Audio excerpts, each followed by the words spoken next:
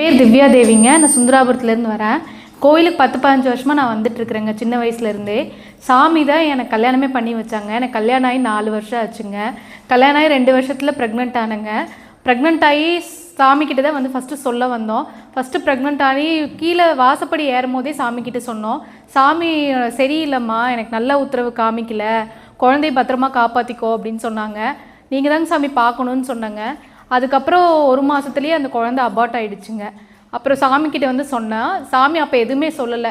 2 வாரம் கழித்து இந்த மாதிரி ஆயிடுச்சுங்க சாமின்னு சொன்னப்போ எனக்கு அப்போவே தெரியும் அந்த குழந்தை வந்து உனக்கு இருக்காதுன்னு.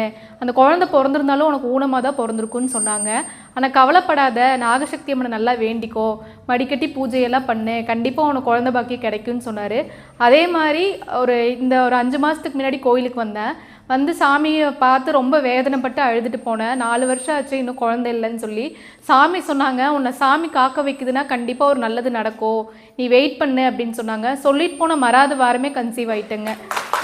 இதே மாதிரி போன ஆடி வெள்ளி வந்து மடிக்கட்டி பூஜை பண்ணங்க. 2 ஆடி வெள்ளி வந்து மடிக்கட்டி பூஜை பண்ணங்க.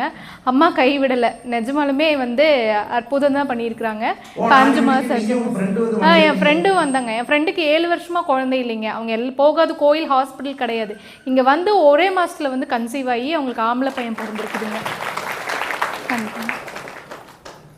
நம்பிக்கையே வாழ்க்கைம்பாங்க. என்ன சொல்றாங்க? நம்பிக்கையே வாழ்க்கை. நம்பிக்கை தான் வாழ்க்கை. என்னது? நம்பிக்கை தான் வாழ்க்கை. நாகசக்தியமா 1000 அற்புதம் பண்றா, 100 கோடி 200 கோடி டவுன் பண்ற மாதிரி பெரிய பெரிய ஆளுகளை மாத்துறா. இருந்தாலும் இந்த கல்யாணம் வளைகாப்பு ஏன் பண்றான்னா அவருடைய டியூட்டி அதுதான். இந்த குழந்தையில்லாத பெண் மனசுல இப்போ ஒரு நம்பிக்கை கிடைக்கிறோம் இல்லையா? கோயிலுக்கு போறது, கோயிலுக்கு பூஜை வந்து பெரிய அதிசயமே கிடையாது.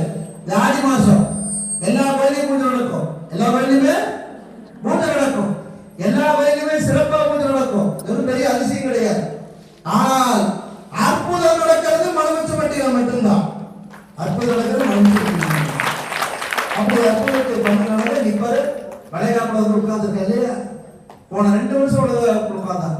போன வருஷம் வளைகாப்பு, போன வருஷம் முதல் வருஷம் அவங்களும் ஃப்ரெண்டு வந்து வளைகாப்பு உட்கார்றாங்க. ஃப்ரெண்டு கன்சீவ் ஆயிட்டா, அவன் கன்சீவ் ஆகல. இருந்தாலும் வெளியே அந்த வேதனை கிட்ட காமிச்சிக்கல. வெளியே என் ஃப்ரெண்டு கன்சீவ் ஆகிட்டா போச்சு, ரொம்ப சந்தோஷம் அழுகிறா. அவர் குழந்தை எடுத்து கொஞ்சம் போது என்ன சொல்லுவாங்க, ஏமா நீ கோயிலுக்கு கூட்டு போன ஃப்ரெண்டெல்லாம் கன்சீவ் ஆகிட்டா, ஏன் உன்னை சாமி சோதிக்குது அப்படின்னு. எல்லாத்துக்கும் ஒரு காரணம் இருக்குதுன்னு சொன்னேன். கடவுள் ஒவ்வொரு விஷயத்தையும் நமக்கு லேட் பண்ணுறதுக்கு ஒரு காரணம் இருக்குது. கடவுள் நம்மளோட மிகப்பெரியவர், நம்மளோட பெரியவர். நமக்கு எல்லா காரியத்திலையும் ஒரு சோதனை கொடுக்குறாங்கன்னா அதுக்கு ஒரு காரணம் இருக்குது.